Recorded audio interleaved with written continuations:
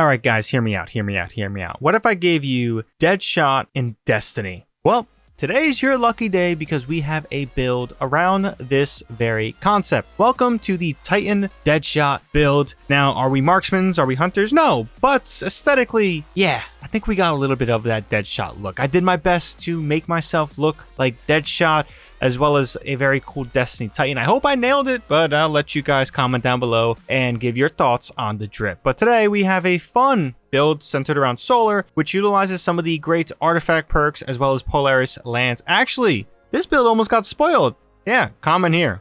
This person was very on the nose. This is something I was actually thinking about, and here we are. I hope I beat someone to it because very excited to talk about this build. Now, for one, guys, the main part of this build will be 2 exotics, Polaris Lance and Hollowfire Heart. And before any of you guys say, ugh, Hollowfire Heart, how unmeta are you? Well, I'll be honest, part of that was the fashion, and part of that is just giving this little exotic a go. Now, in meaningful content, you should probably switch to Hard and Most Light. It will do things much better than this because I don't think the rework to this exotic was that great, but basically in the armored perk here, solar takedowns while standing in a sunspot, create a sunspot, greatly improve the recharge rate of your solar abilities while your super is charged, and provides a small benefit to airborne effectiveness stat of all weapons. So the airborne effectiveness part is really just PvP, but I'll be honest, this was a little bit fun. Creating sunspots, if you're conscious of it, is very, very fun to do in non-important content. It's important to mention this. Do not, I repeat, do not take this into a master dungeon and then yell at me in the comment section for your inability to survive, because yeah,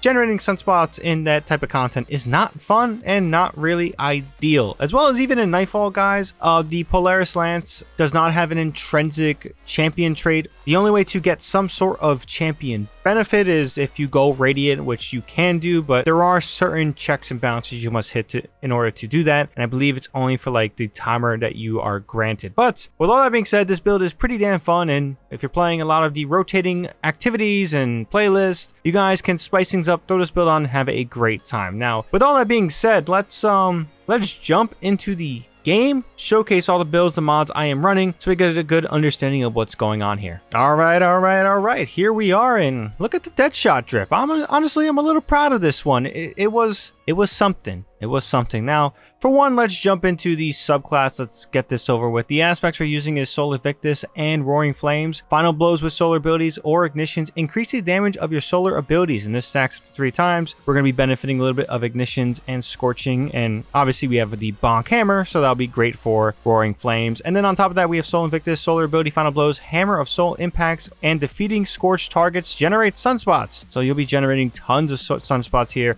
as well as if you stand in them, you'll generate even more sunspots. So sunspots for everyone. It's like Oprah handing out sunspots. It's an image I want to see. But also, your abilities regenerate faster, and while your super drains more slowly while standing in a sunspot. Sunspots apply Scorch and deal damage to targets inside. Entering a sunspot applies Restoration. This is a great aspect for Solar. Now, for our fragments, we're using Ember of Empyrean, solo weapon or ability Final blows extend the duration of restoration and radiant effects applied to you. This is phenomenal because we are going to be going radiant via the seasonal artifact, as well as getting those melee hits. Ember of Eruption, your solar ignitions have increased area of effects. We'll be doing a lot of ignitions. We also have Ember of Torches, of course, because power melee attacks against combatants make you and nearby allies radiant. And then Ember of Singing, or Singeing. Shit, I don't know how to say that, but your class ability recharge faster when you scorch targets. So this is just adding a little bit to survivability and just benefiting from Scorch. You can swap this one out with whatever you guys want here, but yeah,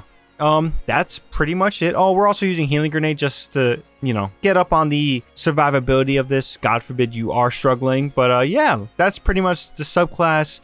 For our armor mods, for our helmet, we are rocking Hands-On and Solar Strand Dual Siphon for those orbs. For our arms, we are also rocking Focusing Strike and Heavy Handed. For our chest piece, Hollowfire Heart, we are honestly just rocking Charge Up to get one more armor charge, and then we are doing a solar resistance in this case, but whatever resistance you want. For our legs, we are rocking Elemental Charge and 2 innervations for just better cooldown on our grenades since our healing grenades. And then for our mark, we are rocking 2 time dilations and a explosive finisher to allow us to get our healing grenade. Polaris Lance, we mentioned this before, is a pretty damn good exotic. It's kind of the Deadshot inspired exotic here. You know, he's a marksman using a scout. This scout rifle is pretty incredible in my opinion. It lost some of that punch when it came to some of the artifact mods from last season, but this is an exotic primary. It gets that 40% damage increase that we've gotten a while ago. And then the intrinsic traits, the perfect fit, precision hits returns ammo to the mag, landing 4 precision hits, loads a delay solar explosive round for your next shot. And then on top of that, Zen Moment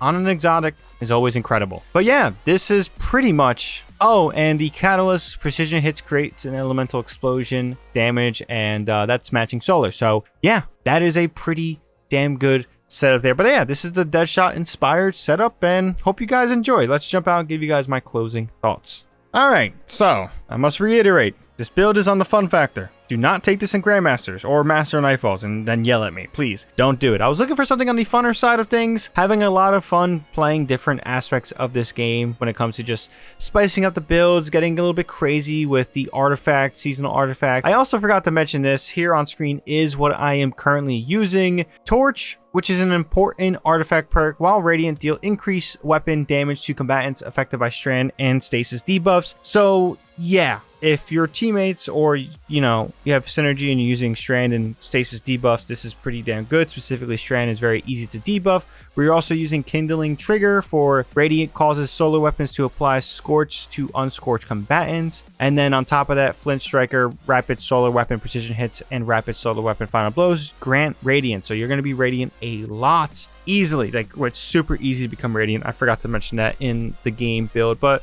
altogether, like, this is fun. I'm having a lot of fun doing a lot of non-intense content where I have to throw on Banner of War.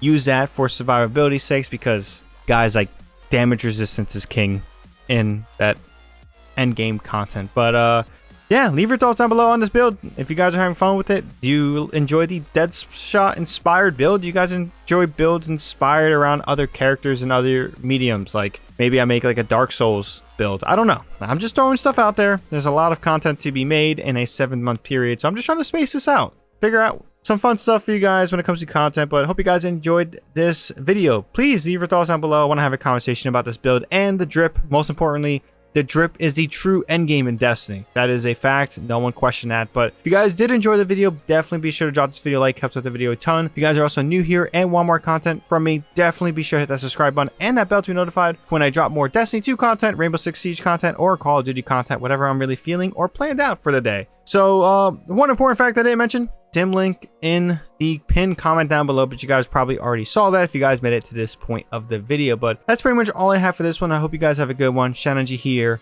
and I'm out.